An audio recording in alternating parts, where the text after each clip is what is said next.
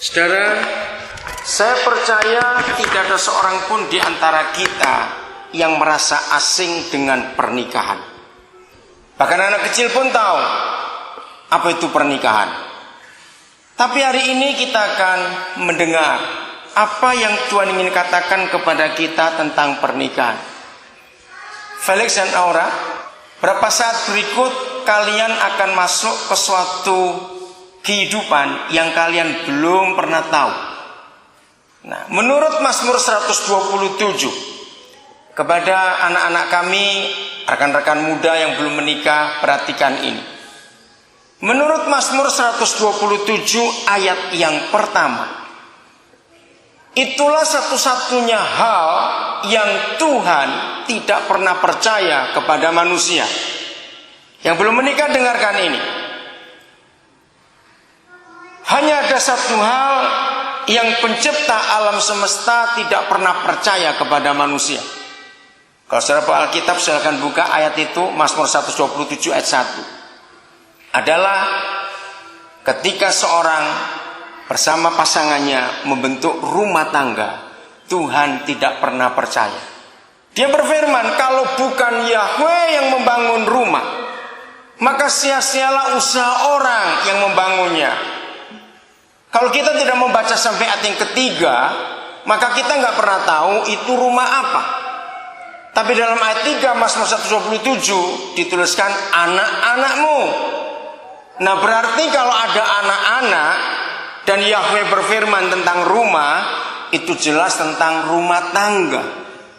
Felix dan Aura, kalau firman Tuhan yang kamu dengar hari ini menyatakan bahwa kalau bukan Tuhan yang membangun rumah tangga, percuma usaha orang. Jadi acara di gereja, anak-anak Tuhan, ibu bapak saudara-saudara, ini gak sekedar ritual, tidak. Tapi ini hal yang penting. Adik-adikku, anak-anakku, anak-anak muda, dengarkan. Kejadian 1:28. Dengan tegas pencipta alam semesta berfirman. Saudara tolong catat, ada banyak ayat yang saya tunjukkan sebagai firman Tuhan. Kejadian 1:28 dengan tegas menyatakan bahwa harus diberkati dulu pernikahan itu baru ada seks.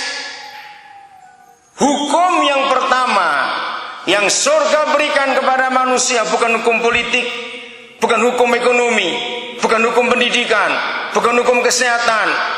Tetapi hukum yang pertama surga berikan kepada manusia adalah Kejadian 1:28. Saudara nanti pulang baca dari ayat 1 Kejadian 1 sampai ayat yang ke-27. Tidak ada perintah, tidak ada aturan, tidak ada hukum. Itu hanya firman.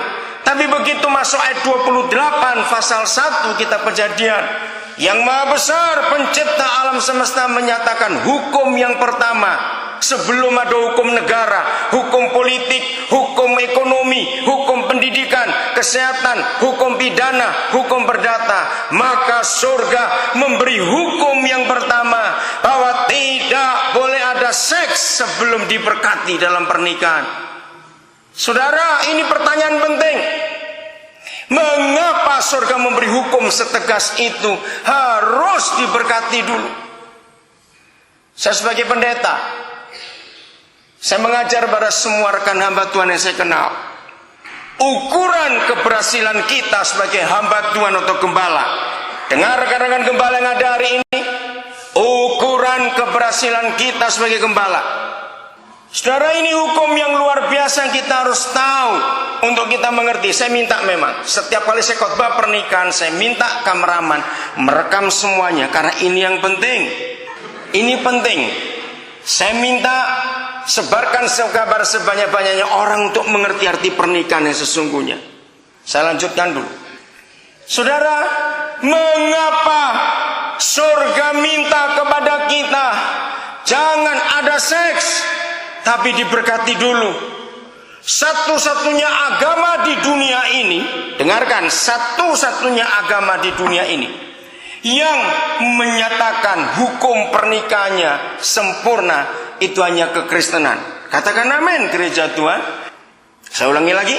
Semua agama di dunia punya ritual perkawinan. Tidak ada agama apapun yang tidak memiliki ritual perkawinan. Tetapi hanya perkawinan Kristen yang mengucapkan 3 kata penting, dan ini tidak bisa dikurangi salah satunya. 1, peneguhan. 2, pemberkatan nikah. Yang ketiga, kudus. Mengapa gereja berabad-abad menekankan 3 kata penting? Peneguhan, pemberkatan, nikah, kudus. Saudara, dengarkan baik-baik. Ini hukum yang luar biasa.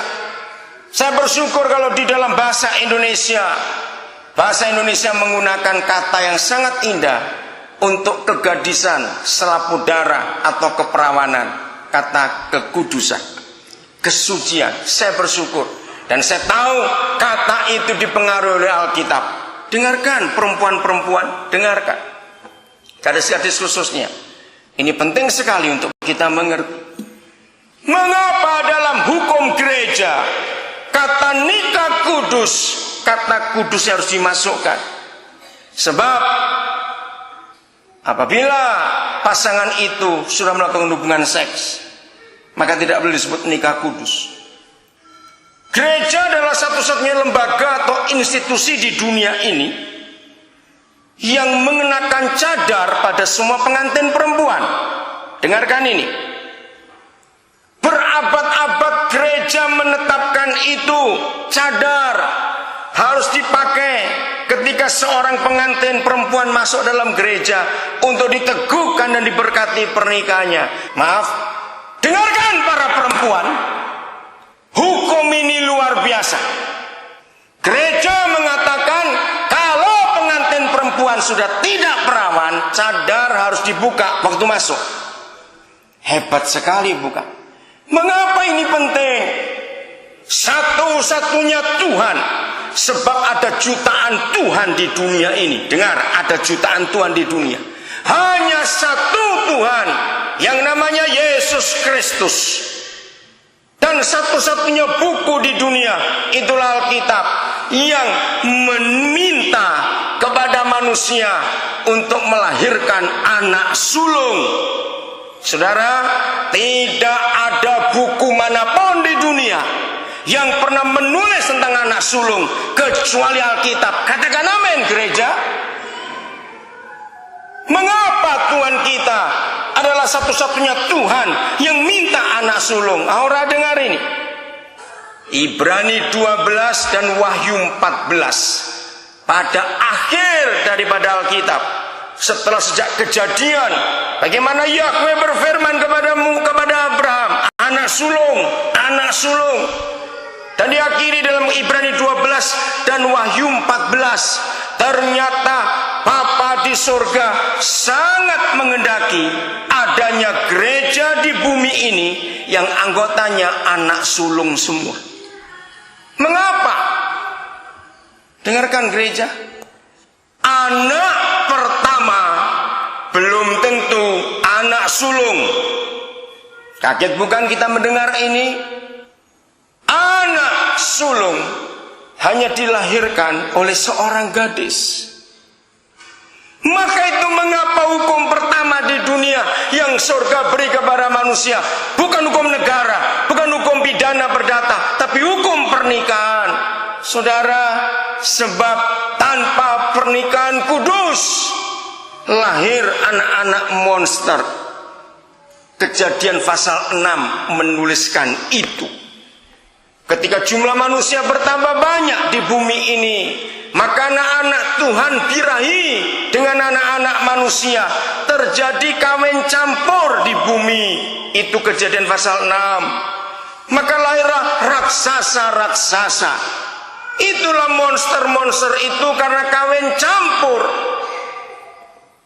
Sejak tahun 75 bulan November, jadi 34 tahun yang lalu, Tuhan membawa saya ke tanah Kalimantan ini.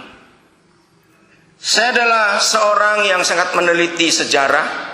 Saya meneliti tentang sosiologi di semua tempat yang ada. Saudara, saya kagum kepada orang-orang Dayak. penduduk asli Pulau Kalimantan.